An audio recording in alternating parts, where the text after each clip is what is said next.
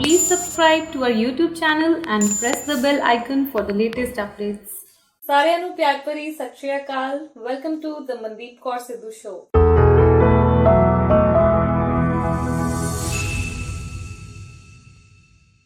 ਅੱਜ ਸਾਡੇ ਨਾਲ ਮੌਜੂਦ ਨੇ ਬਲਰਾਜ ਸਿੰਘ ਜੋ ਕਿ ਡਾਇਰੈਕਟਰ ਨੇ admission and placements at Eternal University Himachal. So ਅੱਜ ਅਸੀਂ ਗੱਲ ਕਰਾਂਗੇ ਐਡਮਿਸ਼ਨਸ ਤੇ ਪਲੇਸਮੈਂਟਸ ਤੇ। ਅੱਜ ਸਾਡਾ ਟੌਪਿਕ ਰਹੇਗਾ ਸਟੂਡੈਂਟਸ ਦੇ ਰਿਲੇਟਿਡ। ਸੋ ਸਰ ਨੂੰ ਆਲਮੋਸਟ 16-17 ਇਅਰਸ ਦਾ ਇੱਕ ਵਾਸਟ ਐਕਸਪੀਰੀਅੰਸ ਹੈ। ਆਈ ਹੋਪ ਕਿ ਅੱਜ ਦਾ ਸਾਡਾ ਇਹ ਸੈਸ਼ਨ ਬੜਾ ਇਨਫੋਰਮੇਸ਼ਨਲ ਹੋਵੇਗਾ। ਸੋ Balraj Singh ji, welcome to the show. Thank you ma'am, Sat ਸ਼੍ਰੀ ਅਕਾਲ। ਸਭ ਤੋਂ ਪਹਿਲਾਂ ਜਾਣਾਂਗੇ ਤੁਹਾਡੇ ਬਾਰੇ, ਤੁਹਾਡਾ ਖੁਦ ਦਾ ਸਫ਼ਰ ਜਿਹੜਾ ਹੁਣ ਤੱਕ ਦਾ ਕਿੱਦਾਂ ਦਾ ਰਿਹਾ, ਕਿੱਦਾਂ ਦੀ ਤੁਹਾਡੀ ਸਕੂਲਿੰਗ ਰਹੀ, ਫੈਮਿਲੀ ਬੈਕਗ੍ਰਾਉਂਡ ਕਿੱਦਾਂ ਦੀ ਹੈ, ਇਨ different which jobs you have worked till now. Right. Born in Faridabad and brought up in Muradabad. I did all my schooling from a convent school there. In 1998, I came back to my village, it is Bania, and I did my BCom from Guru Nanak Dev University and PGDCA and MBA from Punjab Technical University. And in the year 2004, I went to Delhi because I was looking for some jobs in corporate sector. जिथे मैं चाहता सीगा कि दिल्ली जाऊंगा तो अपना career build up करूंगा. Initially, I joined an organization called Dell Financial Services. Then I moved to SL Technologies, EXL Services, AT&T Yahoo. So 2009 ਦੇ ਵਿੱਚ due to recession ਮੈਨੂੰ ਪੰਜਾਬ ਮੈਂ ਵਾਪਸ ਆਇਆ and I started off my own IELTS Institute at Raya. 4 ਸਾਲ ਮੈਂ smart talk ਦੇ ਨਾਂ ਦਾ ਸੀ IELTS institute, spoken English, call centre training, BPO training, soft skill training, corporate training, ਇੱਕ ਫਰੈਂਚਾਈਜ਼ੀ ਲਈ ਔਰ ਇੱਥੇ ਸ਼ੁਰੂ ਕੀਤਾ। 4 ਸਾਲ ਤੱਕ ਸਕਸੈਸਫੁਲੀ ਉਹਨਾਂ ਨੂੰ ਰਨ ਕੀਤਾ and then I got an opportunity to work with a leading group in Moga called LLR group of institutes. I joined as a soft skill trainer there. ਉੱਥੇ ਬੜਾ ਵਧੀਆ ਐਕਸਪੀਰੀਅੰਸ ਰਿਹਾ, ਬੱਚਿਆਂ ਨੂੰ ਟ੍ਰੇਨ ਕੀਤਾ, ਬੱਚਿਆਂ ਨੂੰ ਪਲੇਸ ਵੀ ਕਰਾਇਆ ਔਰ ਵਿਦਿਨ 6 ਮੰਥਸ ਮੇਰੀ ਪ੍ਰਮੋਸ਼ਨ ਕਰਕੇ ਉਹਨਾਂ ਨੇ ਮੈਨੂੰ ਡਾਇਰੈਕਟਰ ਪਲੇਸਮੈਂਟਸ ਬਣਾਤਾ। ਔਰ ਪਲੱਸ ਮੈਂ ਐਡਮਿਸ਼ਨ ਦੇ ਵਿੱਚ ਵੀ ਇਨੀਸ਼ੀਏਟਿਵ ਲੈਂਦਾ ਸੀਗਾ। ਮੇਰੇ ਕੋਲ ਦੋਨੋਂ ਪ੍ਰੋਫਾਈਲ ਸੀਗੇ, ਡਾਇਰੈਕਟਰ ਐਡਮਿਸ਼ਨ ਐਂਡ ਪਲੇਸਮੈਂਟਸ। ਉਹਦਾ ਕਰਕੇ ਅਸੀਂ ਮੋਗਾ ਦੇ ਡਿਸਟ੍ਰਿਕਟ ਦੇ ਵਿੱਚ ਤਕਰੀਬਨ ਮੈਂ ਹਰ ਸਾਲ 250 ਤੋਂ ਜ਼ਿਆਦਾ ਪ੍ਰੈਜੈਂਟੇਸ਼ਨਸ ਦਿੰਦਾ ਸੀਗਾ। 12ਵੀਂ ਦੇ ਜਿਹੜੇ ਸਕੂਲ ਸੀਗੇ ਉਹਨਾਂ ਵਿੱਚ ਸਪੈਸ਼ਲੀ, ਜਿਹਦੇ ਵਿੱਚ ਬੱਚਿਆਂ ਨੂੰ ਅਸੀਂ ਕੈਰੀਅਰ ਕਾਉਂਸਲਿੰਗ ਦਿੰਦੇ ਸੀਗੇ ਔਰ ਇਹ ਵੀ ਦੱਸਦੇ ਸੀਗੇ ਵੀ ਕਿਹੜੇ ਇੰਸਟੀਚਿਊਟ ਨੂੰ ਚੂਜ਼ ਕਰਨਾ ਹੈ, ਕਿਹੜੀ ਯੂਨੀਵਰਸਿਟੀ ਨੂੰ ਚੂਜ਼ ਕਰਨਾ ਹੈ, ਕਿਹੜੇ ਕਾਲਜ ਨੂੰ ਚੂਜ਼ ਕਰਨਾ ਹੈ। ਤਾਂ work there for around 3 years. And then I got an opportunity to work with a leading university in Nasik. So I was dean admissions of 2 universities. One was in Nasik and one was in Madhubani, Bihar. I was working there, so due to some personal reasons, I was looking for an opportunity at my hometown. So there I was contacted by Lovely Professional University. They were looking for a person for admissions. So I was looking for a job near to my hometown, so I switched from Sandeep University to Lovely Professional University. But as I was traveling to cities and talking to parents and students, most of the students, they asked me that how is the placements in that particular university. So that was at back of my mind that sooner or later I would work in this profile, right? So I was interviewed in Lovely for admissions profile only. I was assigned a task of deputy director. Great. So thank you so much. You have shared so much with us. So, ਇਹੀ ਮੈਂ ਆਪਣੀ audience ਨੂੰ ਦੱਸਣਾ ਹੈ ਕਿ he is such an important person to listen to today because when we talk about our own kids ਤੇ ਬਹੁਤ ਸਾਰੀ ਚੀਜ਼ਾਂ ਜਿਹਦਾ ਸਾਨੂੰ ਧਿਆਨ ਰੱਖਣਾ ਹੁੰਦਾ ਹੈ, ਖਾਸ ਕਰਕੇ ਐਡਮਿਸ਼ਨਸ ਐਂਡ ਪਲੇਸਮੈਂਟ ਜਿਹੜਾ ਬੜਾ ਇੰਪੋਰਟੈਂਟ ਇੱਕ ਕਹਿ ਦਈਏ ਕਿ ਸੈੱਲ ਬਣ ਗਿਆ ਹਰ ਯੂਨੀਵਰਸਿਟੀ ਦੇ ਵਿੱਚ, ਹਰ ਇੰਸਟੀਚਿਊਟ ਦੇ ਵਿੱਚ। ਸੋ ਉਹਦੇ ਕੀ ਇਨ ਐਂਡ ਆਊਟਸ ਆ, ਉਹਦੇ ਬਾਰੇ ਅੱਜ ਅਸੀਂ ਇਹਨਾਂ ਨਾਲ ਗੱਲ ਕਰਾਂਗੇ ਬਲਰਾਜ ਸਿੰਘ ਜੀ ਨਾਲ। ਐਂਡ ਕੋਵਿਡ ਦੇ ਵਿੱਚ ਬਹੁਤ ਜ਼ਿਆਦਾ ਐਡਮਿਸ਼ਨਸ ਜਿਹੜੀਆਂ ਉਹ ਇਫੈਕਟ ਹੋਈਆਂ ਨੇ, ਸਿਨੈਰੀਓ ਚੇਂਜ ਹੋ ਗਿਆ। Nobody could think ki hoega age. Universities, they were blank. Students, they were blank. So how's the scenario now? Things are stable now? Things are not that much stable, but yes, better as compared to if you talk about the initial months of June and July, or even the pandemic started way back in 2019 December. But yes, there was a lot of impact on admissions as well. So many of the private universities, they struggled a lot in terms of admissions. The number has really gone down as compared to last year. बिल्कुल फर्क पिया है और बहुत सारे बच्चे ने इस साल ड्रॉप कर रहे ने और ऑनलाइन क्लासेस ਦੇ ਵਿੱਚ ਸਟੂਡੈਂਟਸ ਦਾ ਉਹ ਇੰਟਰਸਟ ਨਹੀਂ ਬਣ ਪਾ ਰਿਹਾ ਜਿਹੜਾ ਇੱਕ ਰੈਗੂਲਰ ਕਲਾਸਿਸ ਦੇ ਵਿੱਚ ਬਣਦਾ ਹੈ। ਤਾਂ ਇਹ ਵੀ ਇੱਕ ਬਹੁਤ ਵੱਡਾ ਰੀਜ਼ਨ ਹੈਗਾ ਕਿ ਸਟੂਡੈਂਟਸ ਜਿਹੜੇ ਆ ਉਹ ਇਸ ਸਾਲ ਡ੍ਰੌਪ ਕਰ ਰਹੇ ਨੇ ਔਰ ਜਿਹਦਾ impact universities the number of admission ਤੇ ਵੀ ਪਿਆ ਹੈ। ਇਵਨ ਕੁਝ ਸਰਕਾਰੀ ਕਾਲਜਸ ਦੇ ਵਿੱਚ ਵੀ ਮੈਨੂੰ ਨੋਟਿਸ ਵਿੱਚ ਆਇਆ ਕਿ ਉੱਥੇ ਵੀ ਪੂਰੀ ਸੀਟਾਂ ਉਹਨਾਂ ਦੀ ਫਿਲ ਨਹੀਂ ਹੋਈਆਂ। ਸੋ ਇਨਾ you have a vast experience ਇੰਨੇ ਇਅਰਸ ਦਾ ਤੁਹਾਨੂੰ ਅਕੈਡਮਿਕਸ ਐਕਸਪੀਰੀਅੰਸ ਆ ਸੋ ਅਸੀਂ ਫੋਰਕਾਸਟ ਦੀ ਗੱਲ ਕਰਦੇ ਹਾਂ ਹਨਾ ਤੁਹਾਨੂੰ ਕੀ ਲੱਗਦਾ ਪਰਸਨਲੀ ਕਿ ਅਗਲੇ ਸਾਲ ਜਦੋਂ ਪੈਂਡੈਮਿਕ ਥੋੜਾ ਨਾਰਮਲ ਹੋ ਜਾਣਗੀਆਂ ਚੀਜ਼ਾਂ ਤੇ ਐਡਮਿਸ਼ਨਸ ਵਧਣਗੀਆਂ ਯੈਸ ਬਿਲਕੁਲ ਮੈਮ ਜਿਸ ਤਰ੍ਹਾਂ ਕਿ ਵੈਕਸੀਨੇਸ਼ਨ ਹੁਣ ਇੰਡੀਆ ਵਿੱਚ ਸ਼ੁਰੂ ਹੋ ਚੁੱਕੀ ਹੈ ਸੇ ਅਸੀਂ ਹੁਣ ਇਹ ਆਸ ਕਰਦੇ ਹਾਂ ਕਿ ਜੁਲਾਈ ਤੱਕ probably things would start getting better in education sector ਵੈਸੇ ਤਾਂ ਨਾਰਮਲਸੀ ਤੁਸੀਂ ਦੇਖ ਰਹੇ ਹੋ ਕਿ ਨਾਰਮਲਸੀ ਹੋ ਗਈ ਹੈ in each and every field ਲੇਕਿਨ ਐਜੂकेशन सेक्टर ਦੇ ਵਿੱਚ ਅਜੇ school and colleges are still closed online classes are there so students का भी इंटरेस्ट नहीं आ रहा है तो प्रॉब्ली जुलाई के बाद रेगुलर जब यूनिवर्सिटीज ओपन हो जाएंगी so we would see more number of admissions as compared to this year. Okay. What do you think students are they realizing ਕਿ ਉਹਨਾਂ ਦਾ ਜਿਹੜਾ study loss ਜਿਹੜਾ ਹੋ ਰਿਹਾ because the teachers ਨੂੰ ਤੇ realize ਹੋ ਰਿਹਾ universities ਨੂੰ realize ਹੋ ਰਿਹਾ but student ਇੱਕ ਜਿਹੜਾ teenager ਆ right sometimes they don't realize right ਕਈ ਵਾਰੀ online ਨੂੰ ਇੰਨੀ preference ਨਹੀਂ ਦੇ ਰਹੇ study ਨੂੰ ਜਾਂ proper schedule ਜਿਹੜਾ follow ਨਹੀਂ ਕਰ ਪਾ ਰਹੇ ਕੋਆਪਰੇਸ਼ਨ ਜੋ ਹੋ ਸਕਦਾ ਕੋਈ ਦਿੱਕਤ ਹੋਵੇ ਸੋ ਵਾਟ ਡੂ ਯੂ ਥਿੰਕ ਕਿ ਕਰੰਟਲੀ ਪੜ ਰਹੇ how much there studies impacted ਕਿਉਂਕਿ ਬੜੇ ਪ੍ਰੈਕਟੀਕਲ ਵੀ ਹੁੰਦੇ ਬੜਾ ਕੁਝ ਹੁੰਦਾ ਹੈ ਨਾ agree on that see if you talk about a classroom environment that is totally different a home environment is totally different right so even if you try your best you cannot concentrate because you have a lot of distractions at home in classes in normal classes we do not have that distractions and sometimes many in rural areas internet speed is also a problem many of the students they are facing some problem in internet speed as well so recently even we faced some problem I was just taking an interview of a girl for PhD right so she tried her best but couldn't connect with us on Google and Zoom so that is one of the reasons the internet speed is also a problem apart from distractions it's not only at the end of the university or colleges even ki pind jado net nahi chal raha proper te India is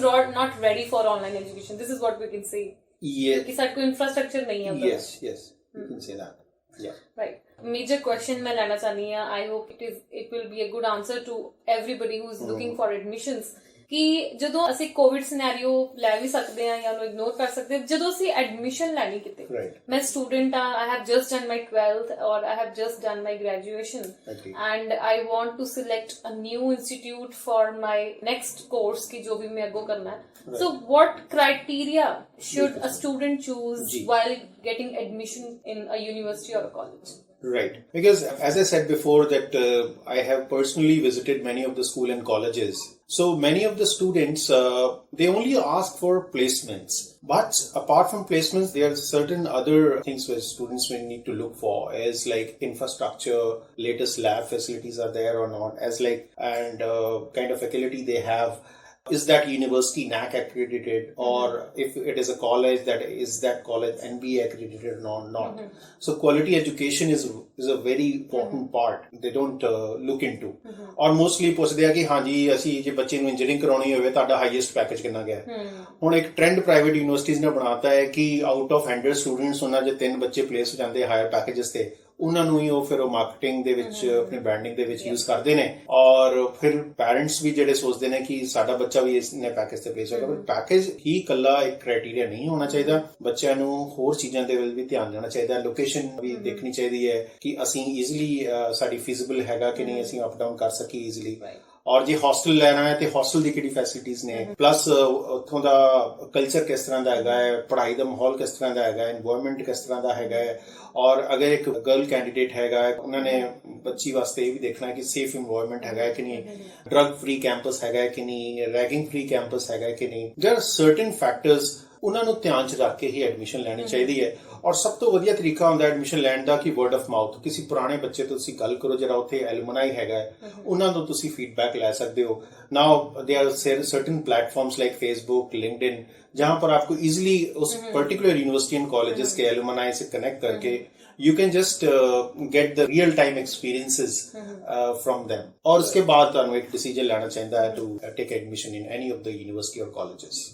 Next ਅਸੀਂ ਆਵਾਂਗੇ placements ਵੱਲ because I have been a student right and I was among the bright students when I was studying in my university. So ਜਦੋਂ ਮੈਂ student ਸੀ ਤੇ ਮੈਂ ਹਮੇਸ਼ਾ ਹੀ ਇਹ ਸੋਚਦੀ ਸੀ ਕਿ job ਜਿਹੜੀ ਮੈਂ ਆਪੇ ਲੱਭਣੀ ਆ and I did it. Right, so a good student needs a placement cell or not? Depends because if you talk about IIMs, IITs and NITs, they are the students themselves. You know, approach the companies they write to them, they invite them to the campus, and even they are part of the selection process.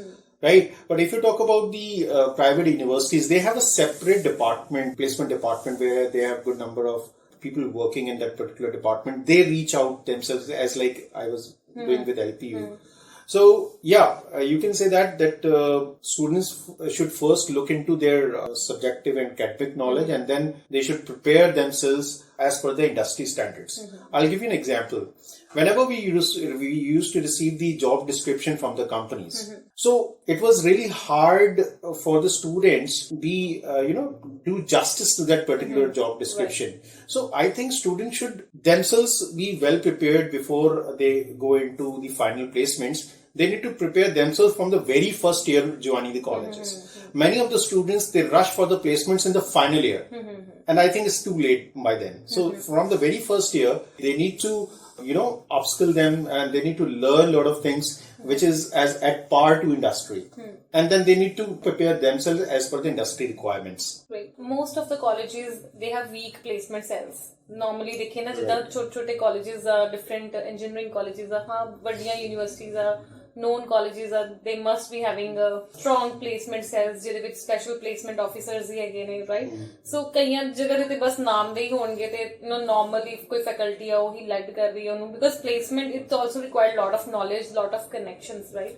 So a good student can be anywhere. He can be in any government college, he can be in any village college. So it's all depending how much you are putting in yourself, right? So how a student from any location can reach the to the good company? Right, very good question, I would say, because as you said that some of the private colleges, they don't have a strong placement cell wherein students have to look for the jobs themselves. तो पहली चीज मैं उन्होंने कहूंगा कि सब तो पहले अपना उन्होंने लिंक्डइन प्रोफाइल होना चाहिए, क्योंकि एक लिंक्डइन एक इस तरह ਦਾ प्रोफेशनल प्लेटफॉर्म ਹੈਗਾ ਹੈ ਜਿਹਦੇ ਵਿੱਚ ਬੱਚੇ ਖੁਦ ਜਿਹੜੇ ਲੀਡਿੰਗ ਕੰਪਨੀਆਂ ਜਿਹੜੀ ਹਾਇਰਿੰਗ ਕਰਦੀਆਂ ਨੇ ਉਹਨਾਂ ਦੇ ਜਿਹੜੇ ਟੈਲੈਂਟ ਐਕੁਜੀਸ਼ਨ ਟੀਮ ਹੈਗੀ ਹੈ ਉਹਨਾਂ ਨਾਲ ਸਿੱਧਾ ਸੰਪਰਕ ਕਰ ਸਕਦਾ ਹੈ. ਇੱਕ ਲਿੰਕਡਇਨ ਪ੍ਰੋਫਾਈਲ ਇਜ਼ ਮਸਟ. ਠੀਕ.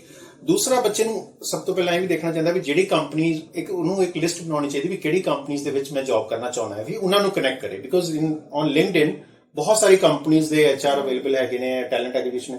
ਸਭ ਤੋਂ ਪਹਿਲਾਂ ਤੁਸੀਂ ਇਹ ਦੇਖਣਾ ਕਿ ਇਹ ਨਹੀਂ ਜਿਹੜੀ ਮਰਜ਼ੀ ਕੰਪਨੀ ਦੇ ਐਚਆਰ ਨੂੰ ਤੁਸੀਂ ਰਿਕੁਐਸਟ ਭੇਜਦੀ, ਬਾਅਦ ਚ ਉਹਨੇ ਜਦੋਂ ਤੁਹਾਨੂੰ ਅਪਰੋਚ ਕੀਤਾ ਤੁਸੀਂ ਕਹਿੰਦੇ ਨਹੀਂ I am not interested in that organisation. ਤਾਂ ਕਿਸੇ ਵੀ ਬੰਦੇ ਨੂੰ ਇਨੀਸ਼ੀਏਟਿਵ ਉਹਨੂੰ ਅਪਰੋਚ ਕਰਨ ਵਾਸਤੇ ਸਭ ਤੋਂ ਪਹਿਲਾਂ ਤੁਹਾਨੂੰ ਇਹ ਦੇਖਣਾ ਚਾਹੀਦਾ weather if you get N opportunity to work with that organization, will you be able to ਕਰ ਪਾਓਗੇ? ਤਾਂ ਉਹਨਾਂ ਨੂੰ ਹੀ ਅਪਰੋਚ ਕਰਨ ਜਿਨ੍ਹਾਂ 'ਚ ਉਹ ਇੰਟਰਸਟਿਡ ਹੈਗੇ ਨੇ. ਫਿਰ ਉਹਨਾਂ ਨੂੰ ਅਪਰੋਚ ਕਰਨ, ਉਹਨਾਂ ਨੂੰ ਪਰਸਨਲ ਮੈਸੇजेस ਵੀ ਭੇਜ ਸਕਦੇ ਨੇ. ਲਿੰਕਡਇਨ ਦੇ ਉੱਤੇ ਆਪਸ਼ਨ ਵੀ ਆਉਂਦਾ ਹੈ, ਔਰ ਉਹਦੇ ਵਿੱਚ ਆਪਣੀ ਸਕਿੱਲ ਸੈਟ ਜਿਹੜਾ ਉਹਨਾਂ ਕੋਲ ਸਕਿੱਲਸ ਹੈਗਾ ਹੈ ਉਹਨਾਂ ਨੂੰ ਦੱਸ ਸਕਦੇ ਨੇ ਕਿ ਮੈਂ ਕੰਪੀਟੈਂਟ ਹੈਗਾ, ਮੇਰੇ ਕੋਲ ਆਹ ਸਕਿੱਲ ਸੈਟ ਹੈਗੇ ਹੈ, ਤਾਂ ਔਨ ਵਾਟ ਪਲੇਟਫਾਰਮ ਮੈਂ ਆਪ ਦੀ ਕੰਪਨੀ ਦੇ ਵਿੱਚ ਅਪਲਾਈ ਕਰ ਸਕਦਾ. ਹੁਣ ਜੇ ਮੈਂ particular IT company, IT professionals ਦੀ ਗੱਲ ਕਰਾਂ ਜਾਂ ਆਈਟੀ ਐਸਪੀਰੈਂਟਸ ਦੀ ਗੱਲ ਕਰਾਂ, ਟੈਗਿਗ ਜੈਸੇ ਪਲੇਟਫਾਰਮਸ ਅਵੇਲੇਬਲ ਨੇ ਜਿੱਥੇ ਬੱਚੇ ਜਿਹੜੇ ਆ ਖੁਦ ਜਾ ਕੇ ਆਨਲਾਈਨ ਕੰਪਨੀਆਂ ਦੇ ਪਲੇਟਫਾਰਮ ਤੇ ਅਪਲਾਈ ਕਰ ਸਕਦੇ ਆ. ਹੁਣ ਇਨਫੋਸਿਸ ਨੇ ਵੀ ਇਸ ਤਰ੍ਹਾਂ ਕਦੇ ਆਪਣੀ ਖੁਦ ਦੀ ਐਪ ਡਿਵੈਲਪ ਕੀਤੀ ਹੋਈ ਹੈ ਜਿਹਦੇ ਵਿੱਚ ਕੋਈ ਵੀ ਬੱਚਾ ਕਿਸੇ ਵੀ ਇੰਸਟੀਚਿਊਟ ਦਾ, ਕਿਸੇ ਵੀ ਇੰਜੀਨੀਅਰਿੰਗ ਕਾਲਜ ਦਾ ਜਾ ਕੇ ਖੁਦ ਅਪਲਾਈ ਕਰ ਸਕਦਾ ਹੈ. ਤਾਂ ਹੁਣ ਆਈਟੀ ਕੰਪਨੀਆਂ ਨੇ ਇਸ ਚੀਜ਼ ਨੂੰ ਸ਼ੁਰੂ ਕਰਤਾ ਹੈ ਕਿ ਨੋ ਮੈਟਰ ਕਿ ਤੁਸੀਂ ਕਿਹੜੇ ਕਾਲਜ ਤੇ ਹੋ, ਯੂ ਵਿਲ ਬੀ ਇੰਟਰਵਿਊਡ. तो ये सारे प्लेटफॉर्म्स के उत्ते बच्चों को जाना चाहिए है, और हाँ गाइडेंस जरूर लेनी चाहिए है. और आजकल ऑनलाइन गाइडेंस भी अवेलेबल है. मैं खुद अपना फेसबुक पेज रन कर रहा है नॉलेज बर्ड नाम का, तो मैं बहुत सारे बच्चों ਨਾਲ टच ਵਿੱਚ रहना in terms of counselling and placement. तो जिस तरह मेरा प्लेटफॉर्म है, बहुत तरह के होर लोग भी है जिन्हों का अपना प्लेटफॉर्म है, उत्थे भी जाके बच्चे अपनी जी सलाह ले सकते हैं. और एक लास्ट सलाह यह है कि जिस तरह प्लेसमेंट डायरैक्टर्स ਜਿਹੜੇ ਹੈਗੇ ਨੇ ਵੱਖਰੀ ਆਰਗੇਨਾਈਜੇਸ਼ਨਸ ਤੇ, ਉਹਨਾਂ ਨੂੰ ਵੀ ਬੱਚਿਆਂ ਨੂੰ ਕਨੈਕਟ ਕਰਨਾ ਚਾਹੀਦਾ ਹੈ, ਕਿਉਂਕਿ ਜੇ ਉਹਨਾਂ ਦੇ ਲਿੰਕਡਇਨ ਪ੍ਰੋਫਾਈਲ ਤੇ ਕੋਈ ਵੀ ਜੌਬ अपॉर्चुनिटी प्लेस होएगी तो ऑटोमेटिकली ਉਹਨਾਂ ਨੂੰ ਉਹ ਨਜ਼ਰ ਆ ਜਾਏਗੀ, ਉੱਥੇ ਵੀ ਅਪਲਾਈ ਕਰ ਸਕਦੇ. ਤਾਂ ਇਹ ਸਾਰੇ ਚੈਨਲਸ ਬੱਚਿਆਂ ਨੂੰ ਜਿਹੜੇ ਹੈ ਉਹ ਖੁਦ ਬੱਚੇ ਅਪਰੋਚ ਕਰਨ ਤੇ ਕੰਪਨੀਆਂ ਪਸੰਦ ਕਰਦੀਆਂ ਨੇ. ਮੈਂ ਇੱਕ ਮੁੰਬਈ ਦੀ ਕੰਪਨੀ ਨੂੰ ਮੈਂ ਕਾਲ ਕੀਤਾ ਸੀਗਾ, ਤਾਂ ਬੋਲੀ ਅਸੀਂ ਉਹਨਾਂ ਕੈਂਪਸਸ ਵਿੱਚ ਜਾਂਦੇ ਆ ਜਿੱਥੇ ਬੱਚੇ ਖੁਦ ਇਨੀਸ਼ੀਏਟਿਵ ਲੈ ਕੇ ਸਾਨੂੰ ਇਨਵਾਈਟ ਕਰਦੇ ਆ, ਨਾਟ ਦ placement officers or the directors of the placements. ਤਾਂ there are certain organization which they like कि students खुद ਸਾਨੂੰ approach करे instead of a representative approaching that organization.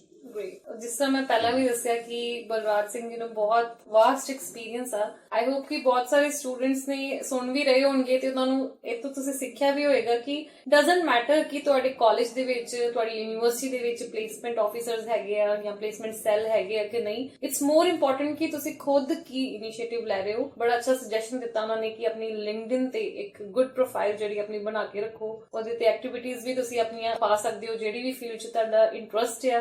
ਤੁਸੀਂ ਰੈਗੂਲਰ ਉਹਦੇ ਤੇ ਆਰਟੀਕਲ ਲਿਖ ਸਕਦੇ ਹੋ ਜੋ ਵੀ ਤੁਸੀਂ ਪੜ੍ਹ ਰਹੇ ਹੋ। ਤੇ ਇੱਕ ਖਾਸ ਗੱਲ ਜਿਹੜੀ ਬਲਰਾਜ ਸਿੰਘ ਜੀ ਨੇ ਵੀ ਦੱਸੀ ਹੈ ਕਿ ਸੈਕਟਰ ਚੂਜ਼ ਕਰਨਾ ਬਹੁਤ ਜ਼ਰੂਰੀ ਹੈ। ਕਈ ਵਾਰ ਅਸੀਂ ਕੀ ਕਰਦੇ ਕਿ ਅਸੀਂ ਆਪਣਾ ਇੰਟਰਸਟ ਨਹੀਂ ਦੇਖਦੇ ਜਾਂ ਇੰਟਰਸਟ ਨੂੰ ਫਿਲਟਰ ਨਹੀਂ ਕਰਦੇ, ਅਸੀਂ ਸਾਰੇ ਤਰਫ ਹੀ ਆਪਣਾ ਰੈਜ਼ਿਊਮੇ ਭੇਜ ਦਿੰਦੇ ਆ ਬਿਕਾਜ਼ ਅਸੀਂ ਡਾਇਰੈਕਸ਼ਨਲੈਸ ਖੁਦ ਹੀ ਹੁੰਦੇ ਆ। ਸੋ ਇਟਸ ਵੈਰੀ ਇੰਪੋਰਟੈਂਟ ਕਿ ਜੇ ਤੁਹਾਨੂੰ ਹਸਪਿਟੈਲਿਟੀ 'ਚ ਇੰਟਰਸਟ ਆ, ਤੁਹਾਨੂੰ ਆਈਟੀ ਕੰਪਨੀ 'ਚ ਇੰਟਰਸਟ ਆ ਜਾਂ ਤੁਹਾਨੂੰ ਇੰਸ਼ੋਰੈਂਸ ਸੈਕਟਰ 'ਚ ਇੰਟਰਸਟ ਹੈ ਤੇ ਤੁਸੀਂ ਆਪਣੀ ਜਿਹੜੀ ਅਪਰੋਚ ਆ ਉਹ ਉਸੇ ਸੈਕਟਰ ਵੱਲ ਜਿਹੜੀ ਆ ਉਹ ਤੁਸੀਂ ਰੱਖੋ। ਕਰੰਟ ਸਿਚੁਏਸ਼ਨ 'ਚ ਵੀ ਬਹੁਤ ਸਾਰੇ ਬੱਚਿਆਂ ਨੂੰ ਜਿਹੜੀ ਉਹ ਦਿੱਕਤ ਆ ਰਹੀ ਹੋਏਗੀ ਜੌਬ ਦੀ। ਉਹਨਾਂ ਨੂੰ ਮੇਰਾ ਵੀ ਇਹ ਸੁਜੈਸ਼ਨ ਹੈ ਕਿ look for sectors which are growing in Covid. There are so many sectors ਜਿਹੜੇ ਕਿ ਕੋਵਿਡ ਦੇ ਵਿੱਚ ਗਰੋ ਕਰ ਰਹੇ ਨੇ। ਹੈਲਥ ਇੰਸ਼ੋਰੈਂਸ ਸੈਕਟਰ ਅਸੀਂ ਲਗਾ ਲਈਏ, ਰਾਈਟ, ਆਨਲਾਈਨ ਬਿਜ਼ਨਸ ਸੈਕਟਰ ਲਾ ਲਈਏ, ਆਈਟੀ ਕੰਪਨੀਜ਼ ਲਗਾ ਲਈਏ। So there are so many things which are growing also in this pandemic and you should go for those companies and try to apply there. We don't need ਕਿ ਕੋਈ specialized college ਜਾਂ sections ਹੋਣ ਕਿ ਜਿਹੜੇ ਸਾਨੂੰ ਜਿਹੜਾ ਉਹ place ਕਰਨ। ਮੈਂ ਫਿਰ ਉੱਥੇ ਹੀ ਆ ਰਹੀ because you have worked with ਸੋ ਮੈਨੀ ਇੰਸਟੀਟਿਊਟਸ। ਜਾਂ ਅੱਜ ਕੱਲ ਜਿਹੜਾ ਟ੍ਰੈਂਡ ਚੱਲ ਰਿਹਾ ਕਿ ਬਹੁਤ ਹੀ ਜ਼ਿਆਦਾ ਓਵਰ ਮਾਰਕੀਟਿੰਗ ਆ, ਰਾਈਟ, ਕਿ ਪਲੇਸਮੈਂਟ ਹੋਏਗੀ ਤੁਹਾਡੀ ਜਾਂ ਇੰਨਾ ਤੁਹਾਡਾ ਪੈਕੇਜ ਲੱਗ ਜਾਏਗਾ। So how ethical you find it, ਕਿਉਂਕਿ ਇਹ ਬਹੁਤ ਸਾਰੇ ਪੇਰੈਂਟਸ ਨੂੰ ਇੰਪੈਕਟ ਕਰ ਰਿਹਾ, ਬਹੁਤ ਸਾਰੇ ਬੱਚਿਆਂ ਦੀ ਇੱਕ ਅਰਮਾਨ ਜਗਾ ਦਿੰਦਾ ਉਹਨਾਂ ਦੇ ਅੰਦਰ। ਸੋ ਕੋਰ ਰਿਐਲਿਟੀ ਕੀ ਹੈ? देखिए, I don't want to name any of the universities, but if you talk about some of the private universities pan India, and if you take a trend of last 10 years, you would find that, let's say, if an institute or a university has 100 students, and out of that, 1 or 2 students got placed at higher packages, 10 lakh, 15 lakh rupees. So those universities, they highlight those packages and attract more and more students. Say, it depends upon a lot of things that depend upon the students' capability, skill set and competency, and whether they are justifying to that particular job or not. So I think this should not be the case. If you take an average placement thing, so I think 3.5 is an average package any private universities to start with. If you, not the IITs and NITs and the top institutes if you talk about. But yes, some of the private universities, they create a hype in the market that this particular university is helping students getting higher packages. Not the case. There are very few cases. Even you can count it on fingers. So not each and every student gets an opportunity of more than 10 lakh rupees. Only a couple of opportunities are there. So an average package of a private university is nearly about 3.5, not more than that. And that too depends upon the course that person is studying in. If the person is studying a course in hotel management, the average salary package is 1.8 to 2. If you talk about pharma sector, again the package is between 2 to 2.4. And if you talk about computer science engineering, the package varies from 3 to 3.5.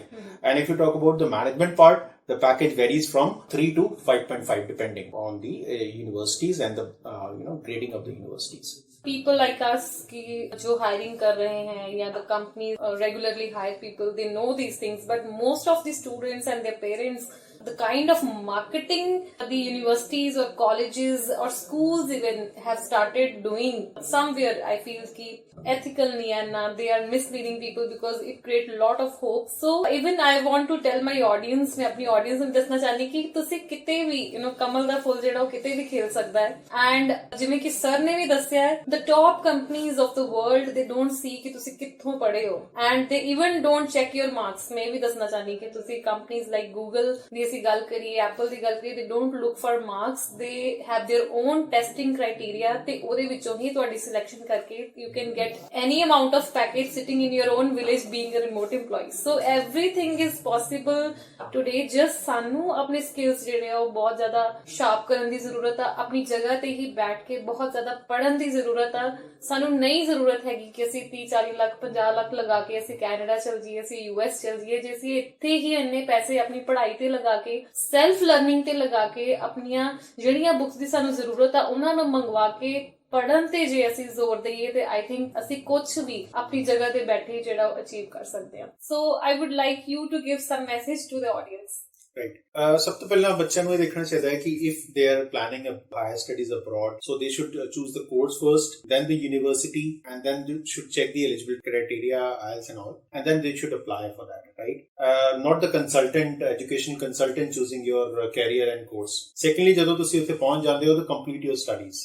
As I can see that most of the students, they leave the studies in between and they start earning money and sending money at home. So this should not happen. They should look for that particular course to get complete and get a relevant job as per their own course. ਜਿਹੜਾ course ਤੁਸੀਂ ਕੀਤਾ ਹੈ ਉਸ ਤੋਂ ਮੁਤਲਕ ਹੀ ਤੁਸੀਂ job ਲਓ ਤਾਂ ਕਿ ਤੁਹਾਨੂੰ ਪੀਆਰ ਮਿਲਣ ਦੇ ਵਿੱਚ ਆਸਾਨੀ ਹੋਵੇ, ਰਾਈਟ? ਪਹਿਲੀ ਚੀਜ਼। ਦੂਸਰੀ ਚੀਜ਼ ਮੈਂ ਇਹ ਬੱਚਿਆਂ ਨੂੰ ਕਹਿਣਾ ਚਾਹੂੰਗਾ, ਕਿਉਂਕਿ ਮੈਂ ਬਹੁਤ ਸਾਰੇ ਸਕੂਲਾਂ ਦੇ ਵਿੱਚ ਪ੍ਰੈਜੈਂਟੇਸ਼ਨਸ ਵੀ ਦਿੱਤੀਆਂ ਨੇ, ਸਾਡੇ ਇੱਥੇ ਨਾਨ ਮੈਡੀਕਲ ਦਾ ਟ੍ਰੈਂਡ ਬਹੁਤ ਘੱਟ ਹੈਗਾ ਹੈ। ਜਦੋਂ ਮੈਂ ਦੂਜੇ ਸਟੇਟਸ ਤੇ ਜਾਂਦਾ, ਨਾਰਥ ਈਸਟ ਗਿਆ ਸੀਗਾ, ਮੈਂ ਸਿੱਕਿਮ ਗਿਆ ਵਾਂ, ਸ਼ਿਲੋਂਗ ਗਿਆ ਵਾਂ, ਮਨੀਪੁਰ ਗਿਆ ਵਾਂ, ਬਿਹਾਰ ਸਾਰਾ ਘੁੰਮਿਆ, ਝਾਰਖੰਡ ਘੁੰਮਿਆ, ਕੋਟਾ ਗਿਆ। ਉੱਥੇ ਜਿਹੜੇ ਬੱਚੇ ਨਾਨ ਮੈਡੀਕਲ ਸਟਰੀਮ ਜ਼ਿਆਦਾ ਰੱਖਦੇ ਆ, ਸਾਡੇ ਬੱਚੇ ਨਾਨ ਮੈਡੀਕਲ ਤੋਂ ਭੱਜਦੇ ਆ, ਮੈਡੀਕਲ ਤੋਂ ਭੱਜਦੇ ਆ। ਤੇ ਜਿਹੜੇ ਬੱਚੇ ਇੱਥੇ ਭਾਵੇਂ ਤੁਸੀਂ ਬਾਹਰ ਵੀ ਜਾਣਾ ਸਟੱਡੀ ਕਰਨ ਵਾਸਤੇ ਤੇ ਤੁਹਾਨੂੰ ਵੱਧ ਤੋਂ ਵੱਧ ਨਾਨ ਮੈਡੀਕਲ ਤੇ ਮੈਡੀਕਲ ਨੂੰ ਆਪਟ ਕਰਨਾ ਚਾਹੀਦਾ ਹੈ as compare two arts and commerce. ਮੈਂ ਇਹ ਨਹੀਂ ਕਹਿ ਰਿਹਾ ਵੀ ਉੱਥੇ ਸਕੋਪ ਨਹੀਂ ਹੈਗਾ, ਲੇਕਿਨ ਸਾਨੂੰ ਇਹਦੇ ਵਿੱਚ ਜ਼ਿਆਦਾ ਬੈਟਰ ਓਪਰਚੁਨਿਟੀਜ਼ ਮਿਲਦੀਆਂ। ਹਾਈਐਸਟ ਪੇਇੰਗ ਜੌਬਸ ਜਿਹੜੀਆਂ ਉਹ ਇਹਨਾਂ ਫੀਲਡਸ 'ਚ ਅਵੇਲੇਬਲ ਹੈਗੀਆਂ ਨੇ। ਕਿਉਂਕਿ ਹੁਣ ਮੈਂ ਆਪਣੇ ਘਰ ਦਾ ਐਗਜ਼ਾਮਪਲ ਲੈਣਾ ਚਾਹੁੰਦਾ। ਬ੍ਰਦਰ ਰਹਿੰਦੇ ਨੇ ਬਰਮਿੰਘਮ। ਹੁਣ ਕਈ ਕਹਿੰਦੇ ਤੁਸੀਂ ਬੱਚੇ ਉੱਥੇ ਕਿਉਂ ਨਹੀਂ ਭੇਜੇ?